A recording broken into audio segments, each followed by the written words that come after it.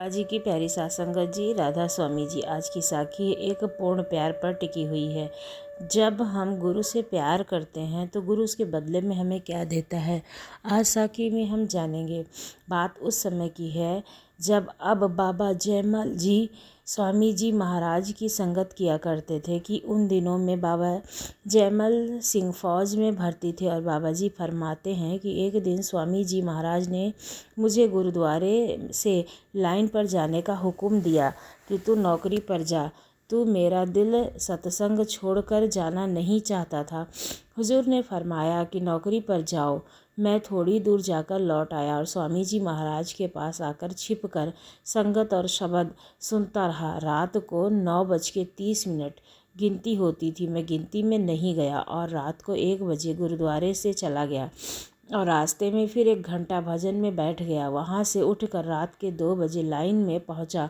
वहाँ जाकर मैंने संतरी से पूछा कि मैं तो गैर हाजिर था, मेरे लिए क्या हुक्म है। ड्यूटी वाले हवलदार के पास आए, जाओ कि डेरे को जाऊं। उस स्त्री ने कहा कि आप तो हाजिर थे, गिनती में कि मेरे पास खड़े थे। जब आपका नाम पुकारा गया तब आप बोले थे। इतनी बात सुनकर मैं ड्यूटी वाले हवलदार के पास गया और उससे भी कहा कि मैं गिनती में हाजिर नहीं था।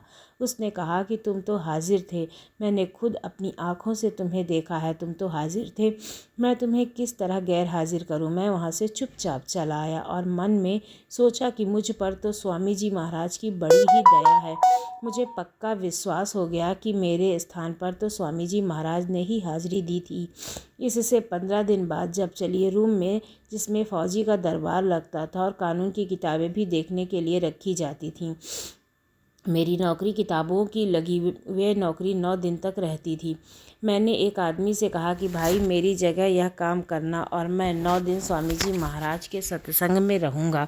और मैंने हुजूर स्वामी जी महाराज की सेवा में अर्ज की कि मैं 9 दिन की छुट्टी लेकर आया हूँ।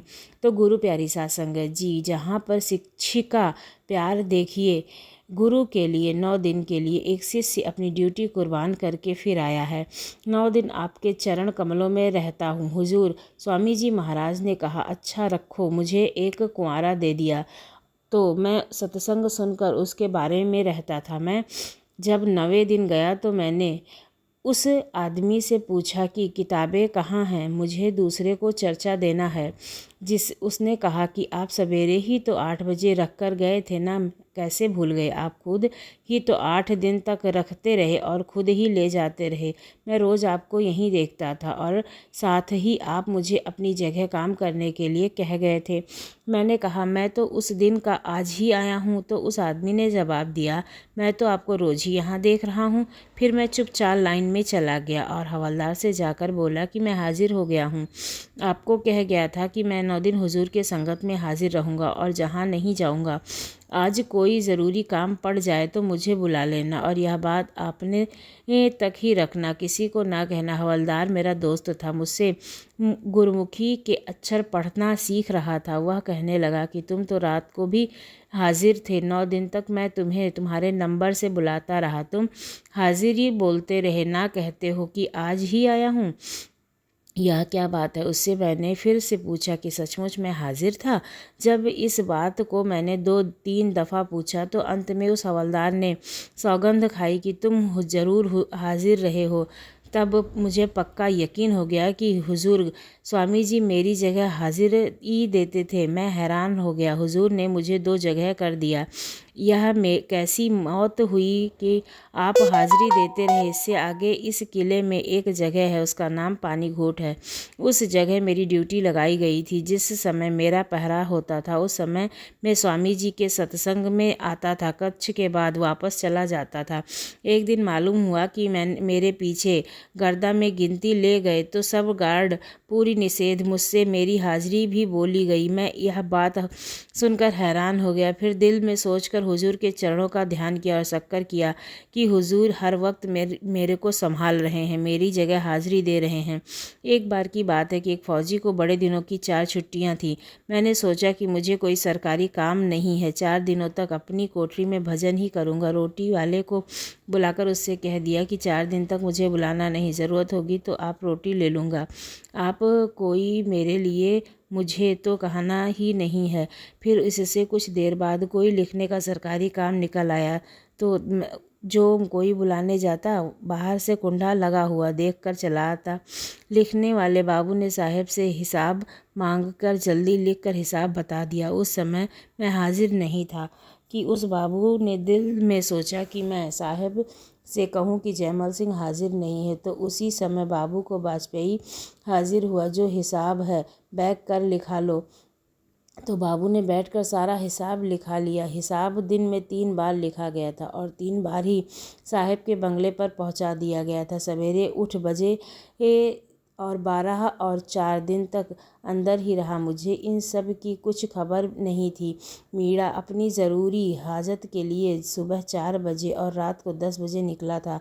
4 दिन के बाद मैं बाहर निकला तो बाबू ने फिर हिसाब लिखने के लिए बुलाया और कहा कि कल का हिसाब नहीं लिखवाया। मैंने कहा कि मैं तो 4 दिन से अपनी कोठरी के अंदर ही रहा हूँ, आज 5वें दिन आया हूँ।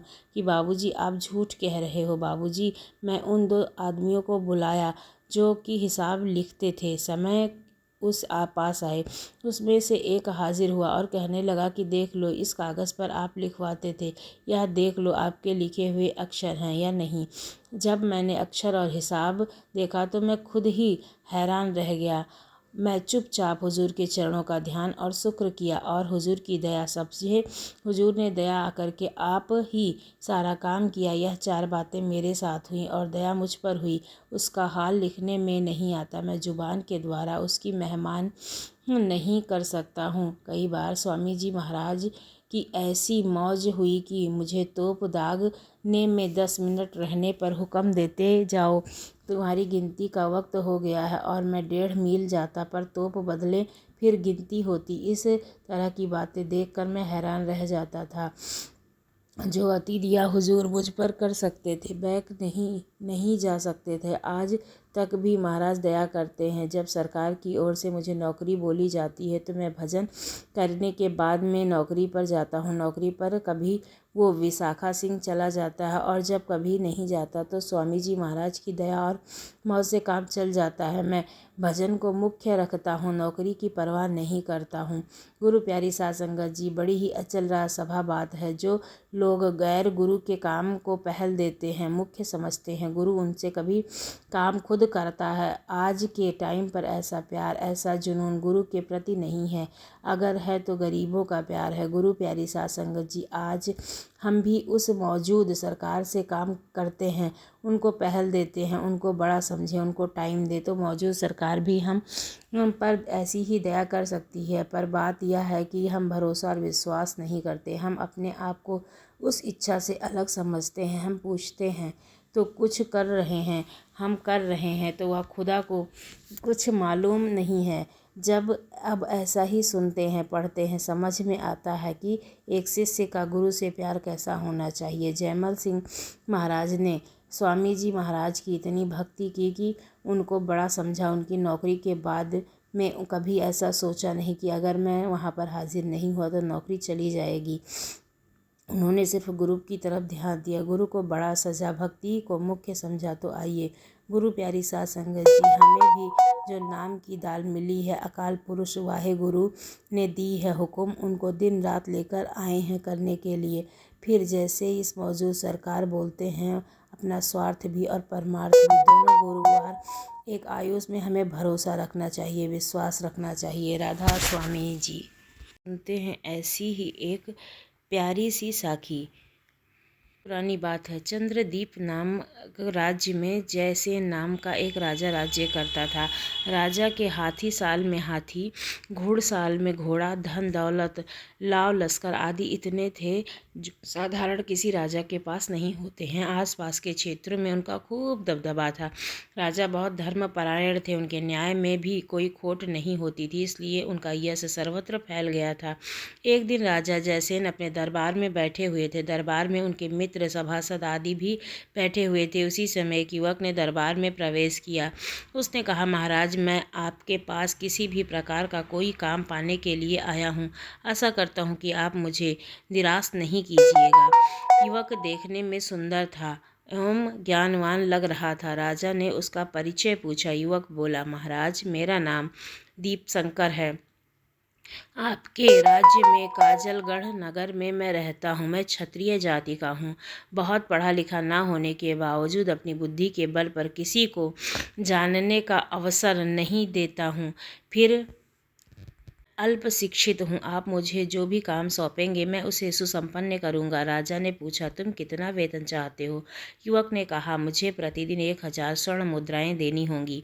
यदि किसी दिन ऐसा नहीं हुआ तो मैं चला जाऊँगा। दीपांकर की यह मांग सुनकर राजा, उसके मित्र, सभासद सभी आश्चर्यचकित रह गए।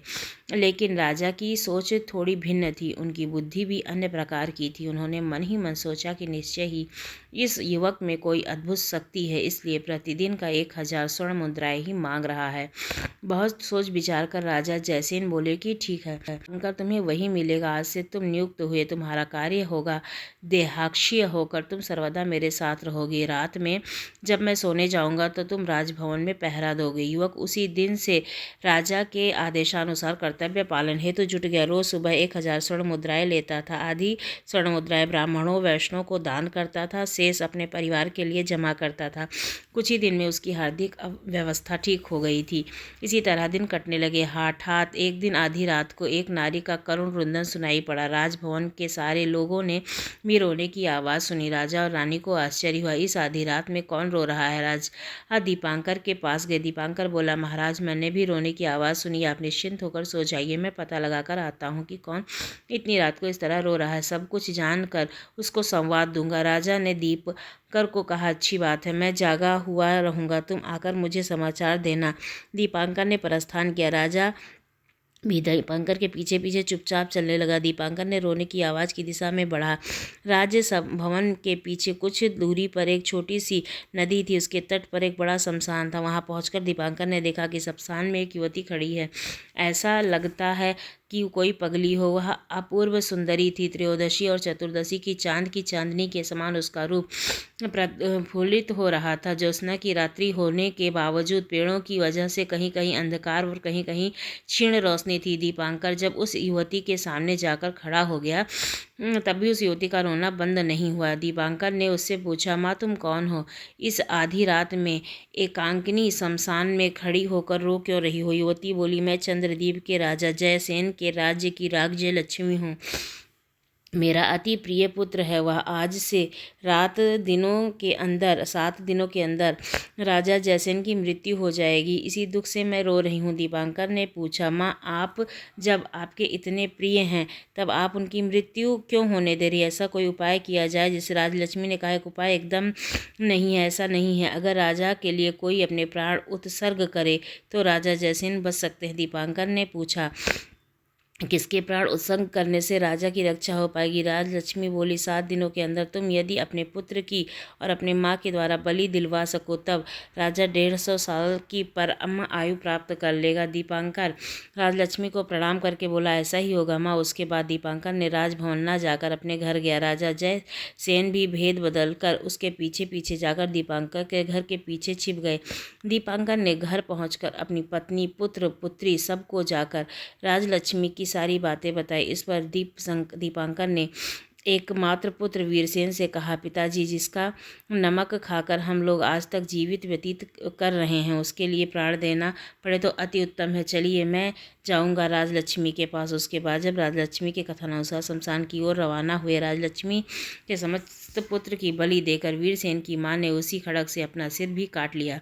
भाई और माँ की बलि के बाद दीपांकर की पुत्री ने भी अपने खड़ग से अपना सिर काट लिया। दीपांकर पत्थर बनकर सब देख रहा था। उसने सोचा, और जी कर क्या लाभ? पत्नी, पुत्र, पुत्री तीनों का बलिदान देकर दीपांकर ने भी उसी खड़ग से अपना सिर काट लिया।